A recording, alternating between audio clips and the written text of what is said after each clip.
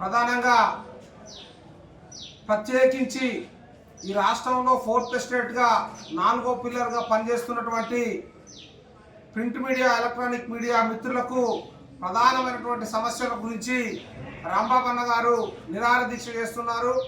మరి ఇటు నిరాహార దీక్షకు సంఘీభావంగా Bahujan student federation of India Khammam జిల్లా పూర్తి సంఘీభావం తెలియజేస్తూ ఉంది.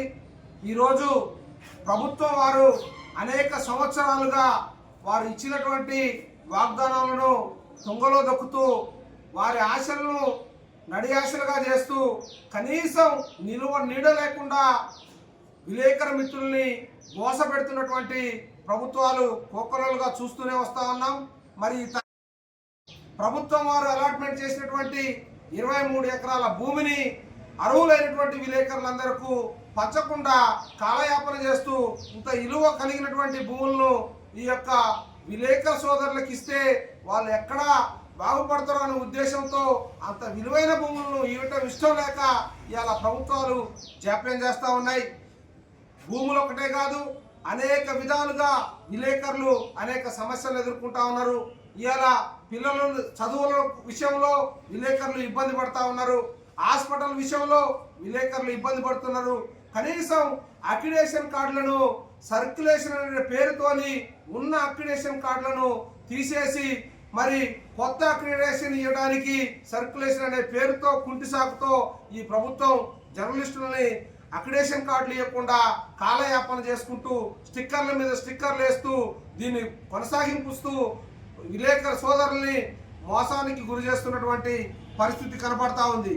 కాబట్టి తక్షణమే ఈ యొక్క రాష్ట్ర ప్రభుత్వం కానీ కేంద్ర ప్రభుత్వం కానీ దీనిపైన దృష్టి సారించి విలేకరు సోదరులందరికీ కూడా ఈ సర్క్యులేషన్ సిస్టాన్ని ఎత్తివేసి print media electronic media YouTube channel ద్వారా నడుపుతున్నటువంటి మీడియా మిత్రులందరికీ కూడా అక్రిడేషన్ కార్డులు ఇస్తూ అదేవిధంగా 10-15 సంవత్సరాలుగా ఈ జిల్లాలో రెంట్ నివాసం ఉంటూ అనేక ఇబ్బందులు గురవుతున్నటువంటి ప్రతి ఒక్క జర్నలిస్టు కూడా ఖచ్చితంగా 100 గజాల ఇంటిని ఏర్పాటు చేయాలని Bahujan student federation of India demand చేస్తూ ఉంది. అదేవిధంగా అక్రిడేషన్ కార్డుతో పాటు హెల్త్ కార్డులు ప్రతి హాస్పిటల్లో కూడా ఈ హెల్త్ కార్డులు ఉపయోగపడే విధంగా దీనికి ఒక ప్రభుత్వం వారు నియమ నిబంధనలు తీసుకురావాలని Bahujan student federation of India ప్రత్యేకించి డిమాండ్ చేస్తూ ఉంది.